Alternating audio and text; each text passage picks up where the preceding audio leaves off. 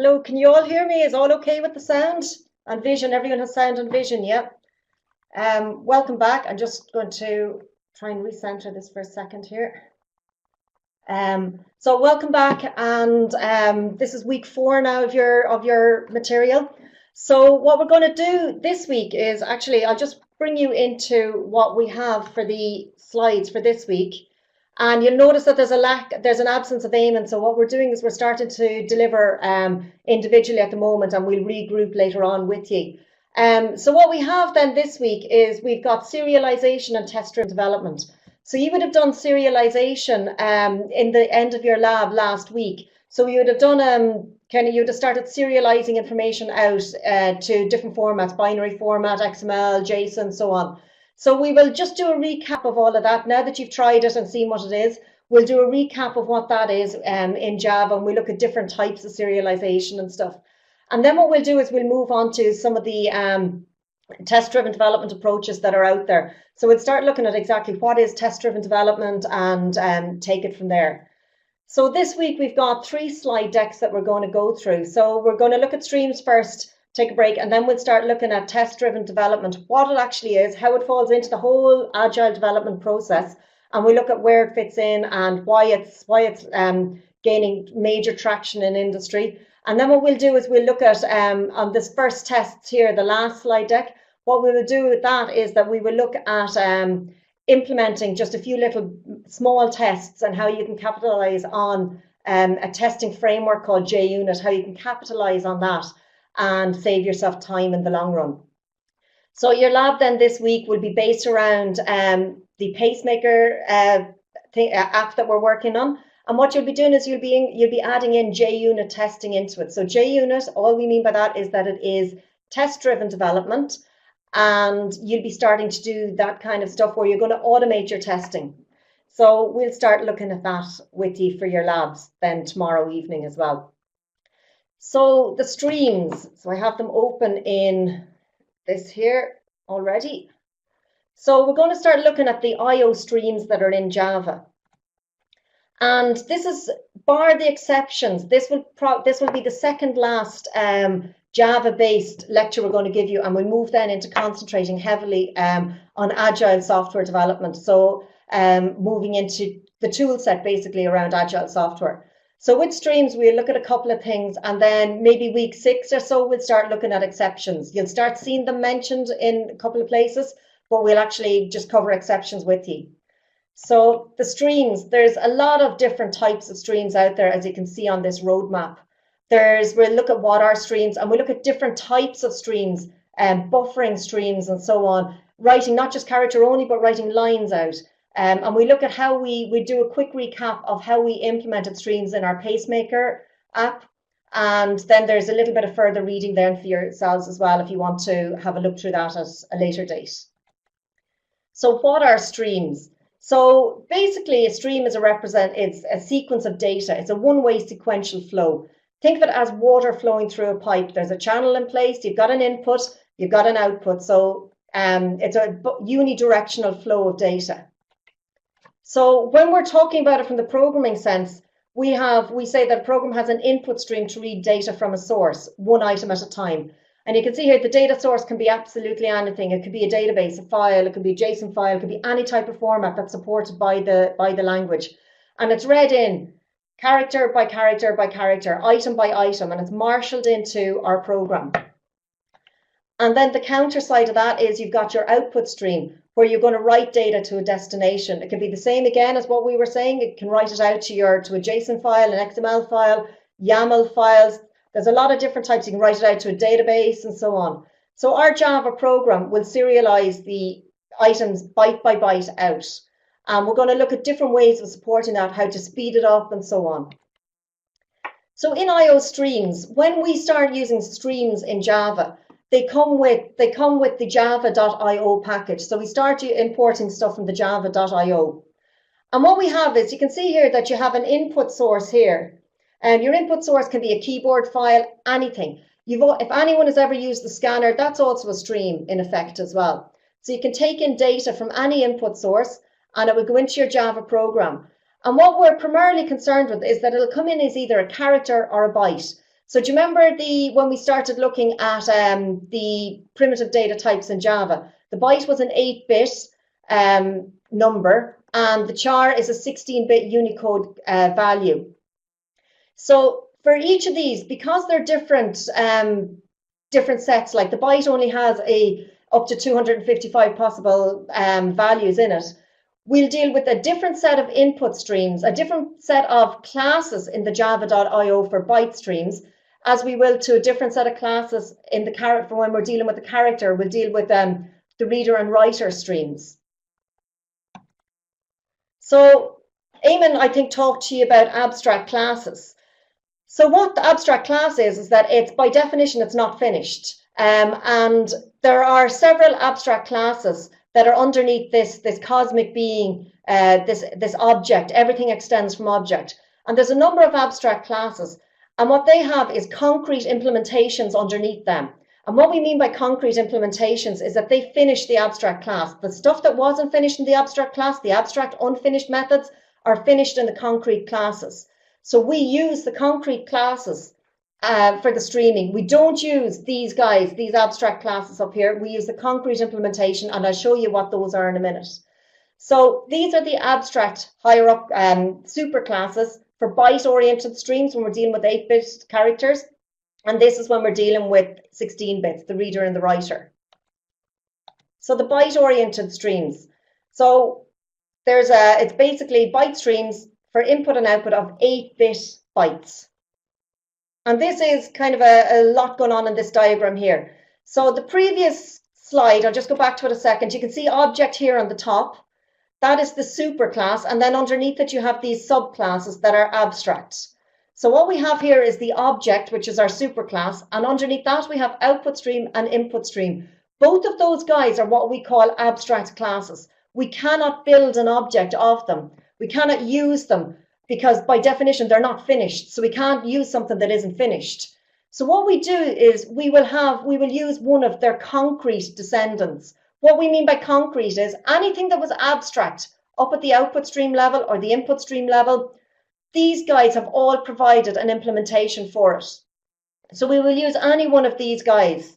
The main ones that you're going to use when you're dealing with byte streams is your file input stream, the ones that I've a red arrow hanging on there, the file output stream and the file input stream. They're the two that are generally used when you're dealing with bytes. So what you do when you're working with streaming, you generally have to open it up, whether you're doing input or output streaming, you generally have to open up the stream associated with some sort of a physical device, a file. We use files. So we'll do that on our next slide. We have a couple of examples. Then what you do is you read the opened input stream until you've reached the end of the stream. And you write as well to your opened input stream. And then what you'll do is you'll close it. You close it so you don't want to have resource leakage going on where you still have a little lock on stuff. It can cause lovely little nightmares for yourself. So the byte stream. So what we're dealing with here is that if we had, say, a file like this, just a normal old sample text file that we're going to use, we're going to try and read this guy in Xanadu did, so on, yeah. So you have your input string here, and you can see in Xanadu did, so you can see each one of these is represented by a byte, including the white spacing as well. And we're going to set up an input stream, and on that input stream there's a method called read. And what we're going to do is read in each byte. It will come in as an integer variable because it's an underlying character representation of the integer variable will be the underlying character representation. So we'll have our integer variable being read in, and then what we can do is we can decide what we want to do. Do we want to write it out somewhere, or what do we want to do? In this case, in our diagram here, we are using the write method of the byte streams to write it out, and it will go out into your output stream. So if we have a look at this example here, and we're calling it copy bytes. The only reason we're calling it copy bytes is that's just the name of the class up at the top here. So what we have is we will declare a file input stream variable, and we'll set it to null. There's a reason why we do that, and we'll look at that in a second. And file output stream, we're also setting that to null. Then what we're doing is we're now into what we call a try and catch situation. So whenever something can possibly throw an exception or has been defined to throw an exception, you need to catch it, otherwise it's going to crash your program. So what we have here is I'm going to try a piece of code that I know could actually not work. And it could be maybe that my file doesn't exist. That'll crash my program for me if the file doesn't exist and I haven't handled it properly.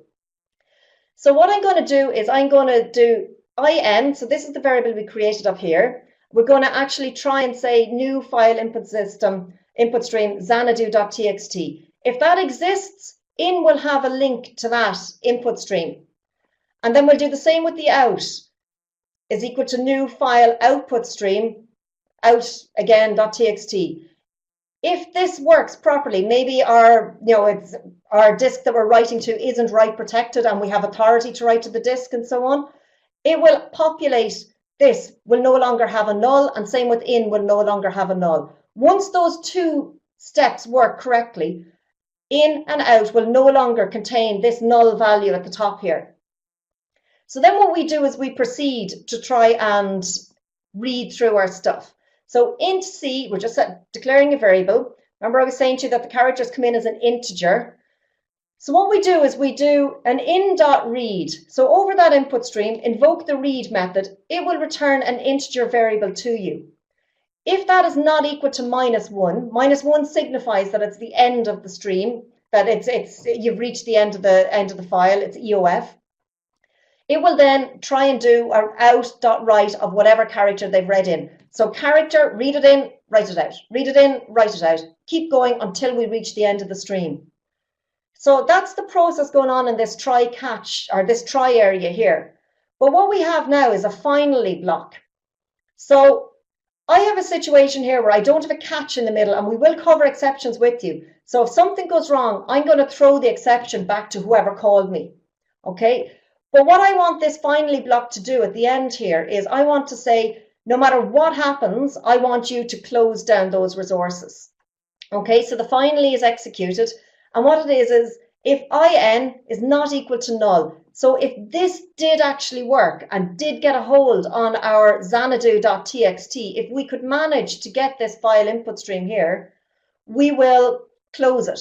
And the same with the output stream. If we can manage to get a handle on the output stream, we will once again close it. And that is preventing resource leakage.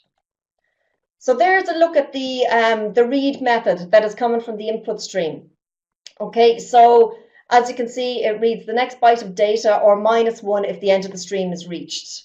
So it returns a value between 0 and 255 as the byte read. So that byte has 2 bits. The possible number of values are 256. So the values it can read are between 0 and 255. If it returns a -1, we know we've got the end of the file. So that's what the example looks like then. The -1 indicates the end of the stream. The finally block is used to guarantee that both streams will be closed, even if an error occurs. This helps to avoid resource leaks. So if Java was unable to open the associated files, the associated file stream variable won't deviate from its initial null value, as I was saying to you. If it cannot open it, it will it'll still remain as a null. There is a new thing in Java 7 as well, and it's been improved in Java 9, but in Java 7, there is a thing called try with resources. So if I just page back up again to this, we have a try here, and then I have to manually close down anything that I have opened. So what Java 7 did was they tried to simplify the whole process here. And what it is that's what we looked like. That is what our code looked like without try with resources. And you can see that I do have to manually close down all of these guys and look for them and see what, do tests to see if I did get a hold of them and so on. Whereas when we're looking at try with resources, it's a new construct in Java 7. It's improved significantly as well. They've made improvements in it in Java 9, and we look at that with you after the midterm. So what happens is I'm doing my try and I'm parameterizing my try here. See, beforehand it was just try, and I opened my curly braces and off I went. But what I'm saying is I am trying with these resources, I am trying to get a handle on a file input stream, xanadu.txt. I'm also trying to get a handle on a file output stream, and the output stream, I want to create this file called outagain.txt. So there I'm trying with those two resources. And then I'm doing my read here. And then basically when the try block finishes, the resources instantiated in that try clause are automatically closed. So these guys, I don't have to write the manual code to close these. They will just automatically close once everything worked, once the try block finishes correctly and so on. There is one caveat on it, and it's that you must implement an interface called auto-closable. So you will see in certain things like Xstream, they don't all implement the auto-closable, so you can't use try with resources on all of the different ways of trying to stream. You can use them on some of it, but you'll notice that you can't use them on using particularly the 1.4.8. You can't use auto-closable on all of those. So character streams, so they're byte streams.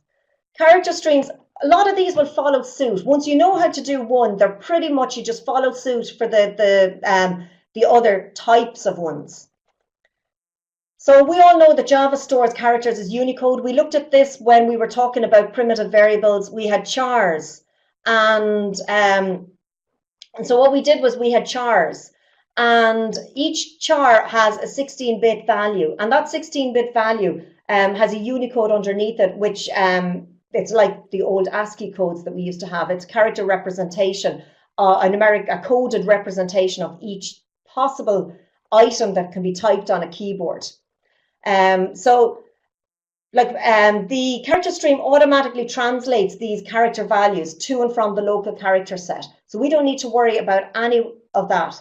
There is no more complication with using character streams as there is to using byte streams. It's just that we're returning a greater, wider character set. So with byte streams, 0 to 255 is the integer value being returned, which represents a character like the old ASCII system. And then with these guys at 16-bit one, it'll return a much wider range, 0 to 65,000 possible types of characters that can be typed on the keyboard. And the same again with this. The writer and the reader, these guys are abstract. So what we generally do is use the concrete implementation of what we're actually trying to do. You'll see that there's a lot of these guys. Chances are you'll only end up using one or two of these, and that if you want to find out more about them, you generally head up and start using all the different you start reading around in the API about them.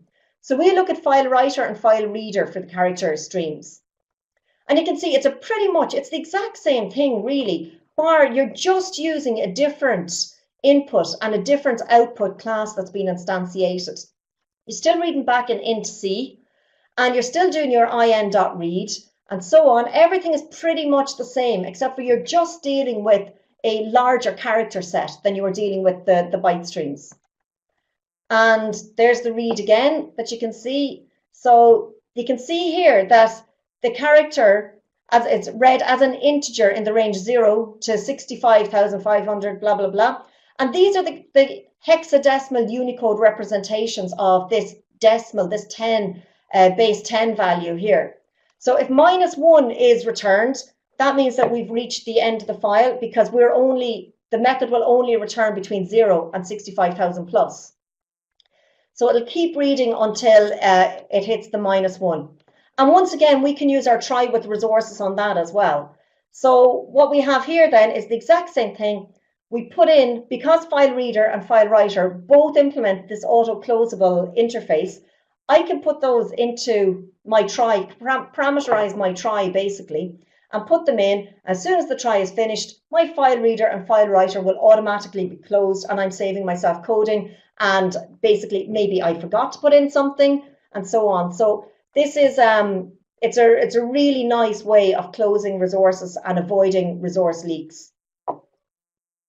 So they're very similar, the two of these guys. They just use different files. There's a different range of values can be returned from both of them. Copy characters can return a much wider variety of characters to copy bytes. But character streams are often wrappers for byte streams and so on. So you'll often use the byte stream to do physical I/O and stuff. And the character stream handles translation between characters and bytes. So that's the byte streams and the character streams. So those guys are written byte by byte by byte. Each read and each write is triggering an I/O connection of some sort to whatever resource you're connected to. So it can get incredibly resource heavy. So often what we do is we try and layer these systems. We try and include, we basically start chaining these calls. And what we mean by that is that we will chain an IO stream, like a character stream, a byte stream. We'll chain it with some sort of buffering or some sort of data formatting, things like that. We'll focus on the buffering. I want a buffer to be filled before I start accessing my disk for writing. And when the buffer's filled, write it out. And then start reading byte by byte again, and then fill the buffer, write the whole thing out when the buffer is full.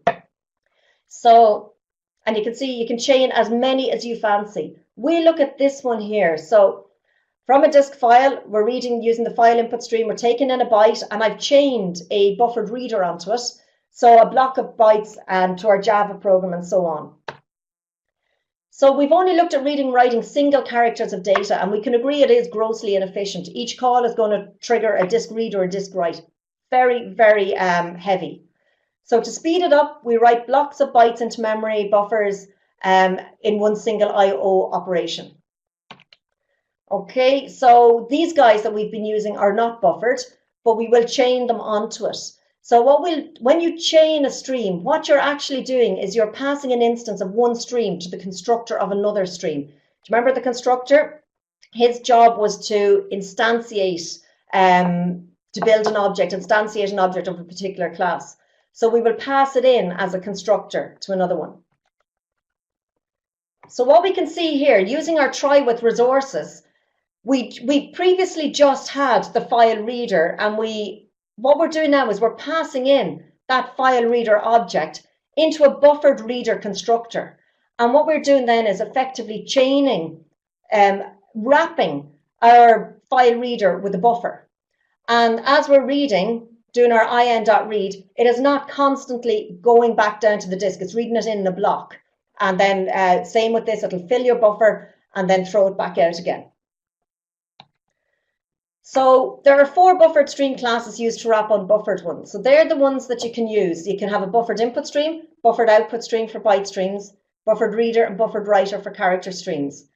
So sometimes you can flush the buffer. You can choose to flush a buffer when you want, which would maybe write everything out. Maybe at a critical point in the reading, you want to flush a buffer. You not wait for it to fill. You can do that by all means, and there's plenty of information up here on flushing buffers if you want to read around in that area.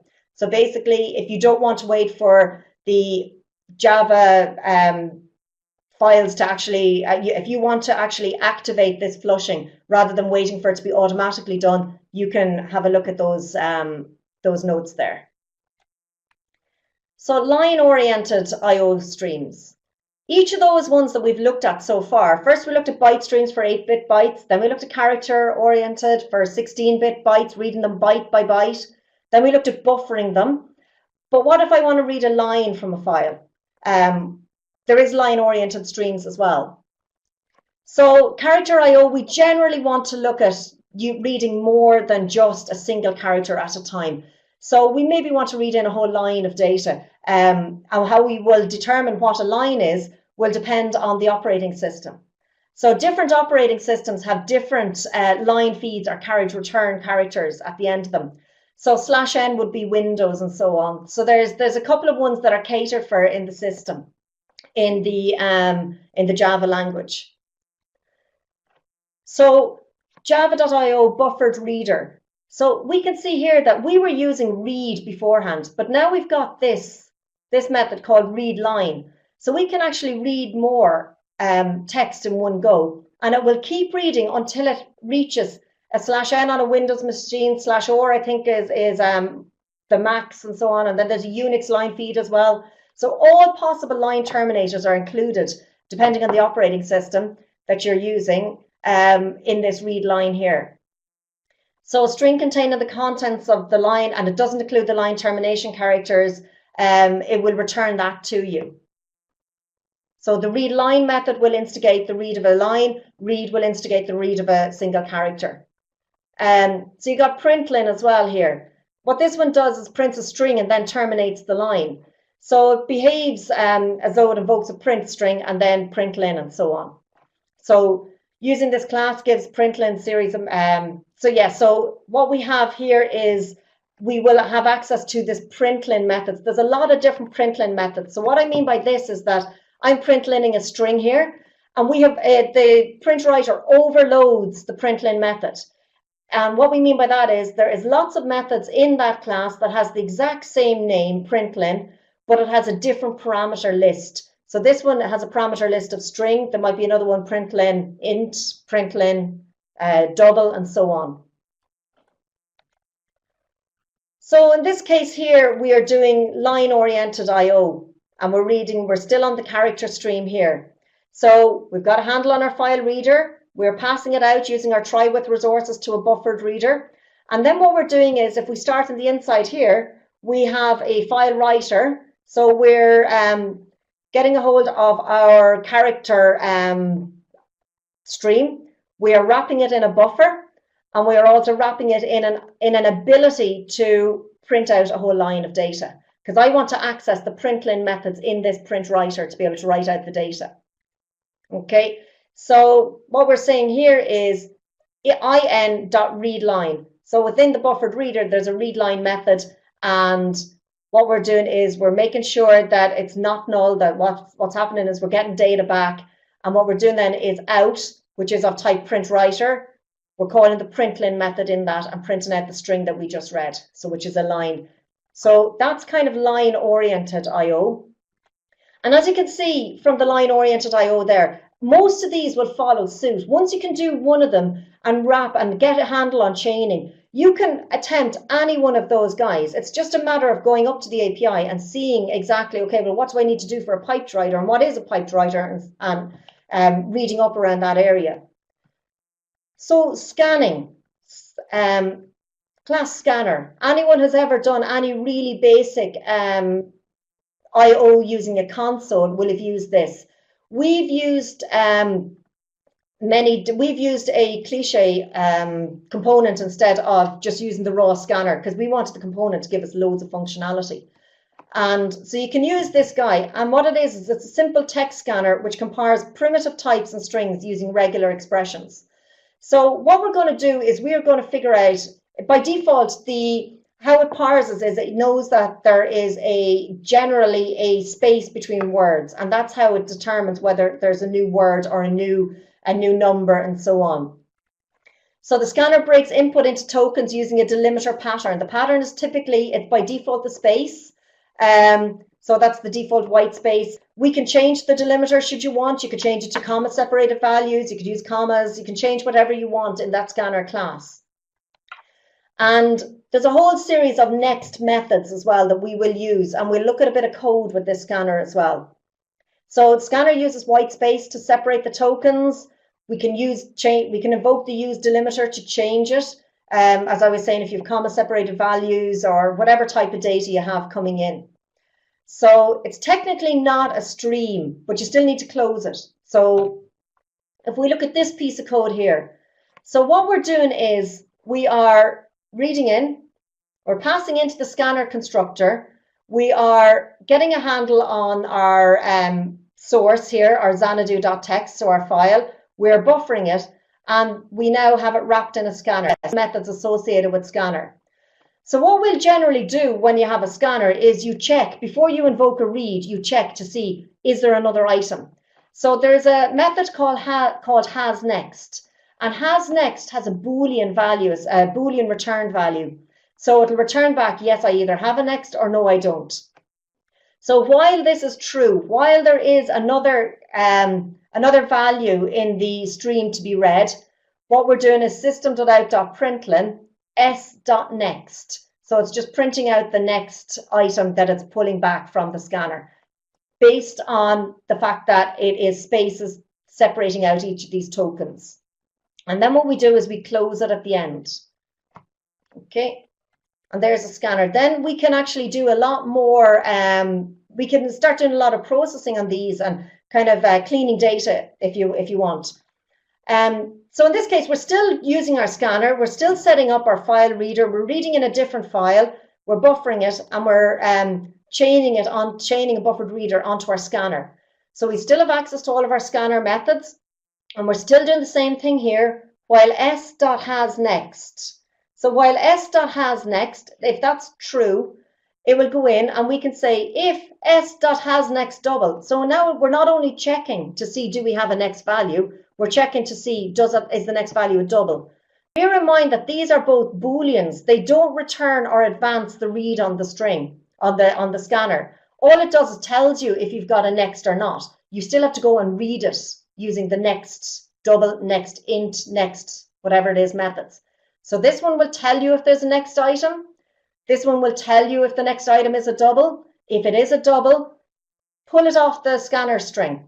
So s.nextDouble will take that out, and then what we're doing is adding that onto a sum. We're keeping a running total of all of our doubles that are in the string.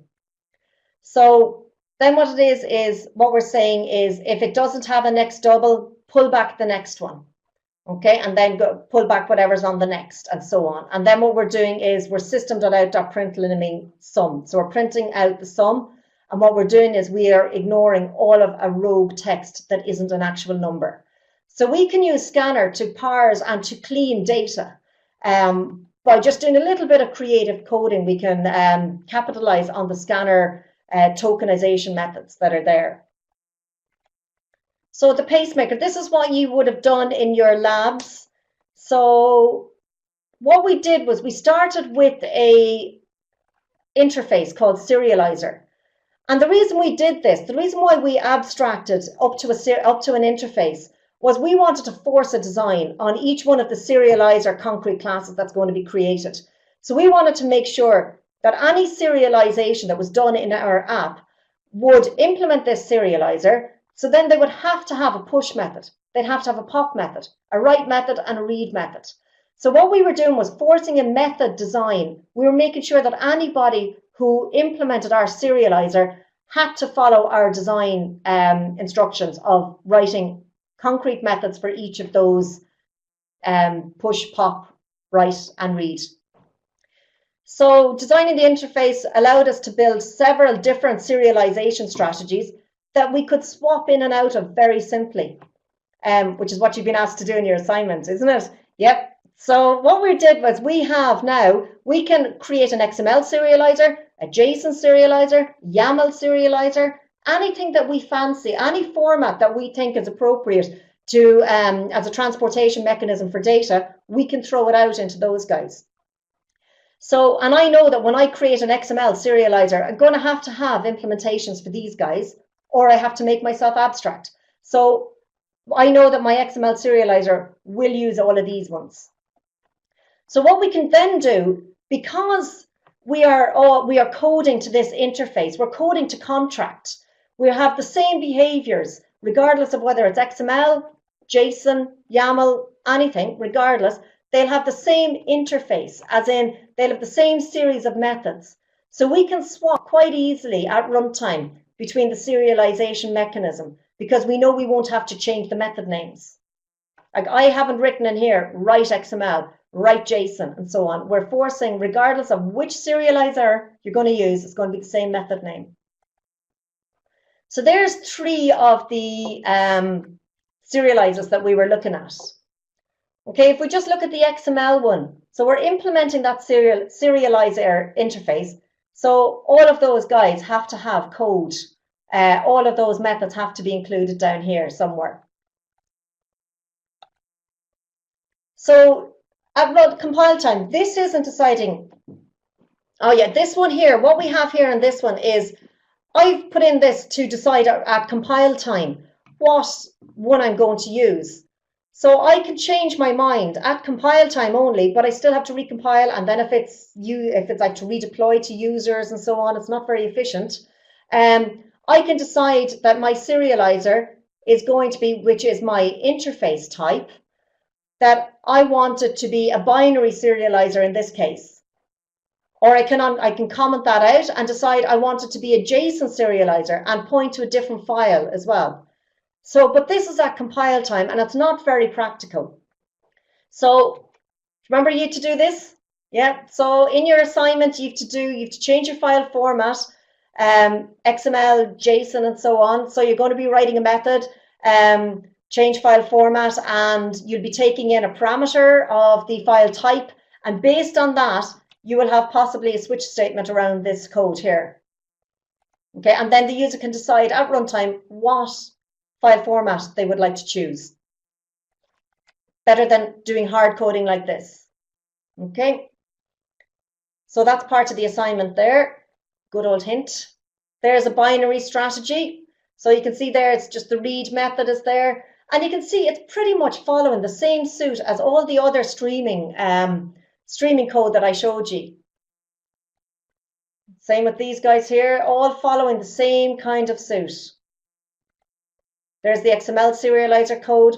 All of this code is also available in your, oh yeah, this one is actually using raw Java content. This guy, Xstream, this is the component we got you to pull in. So I just noticed we have an old mistake on that one. That should be implement serializer. Okay, see up here, serialization strategy. It should implement serializer because that's the interface that we gave you. So in this case, what we're doing is we are using the Xstream component, and what we are using then is their methods that we brought in our component to wrap around the file reader, and then we're using that to invoke a read object. Okay, and then we're still closing it.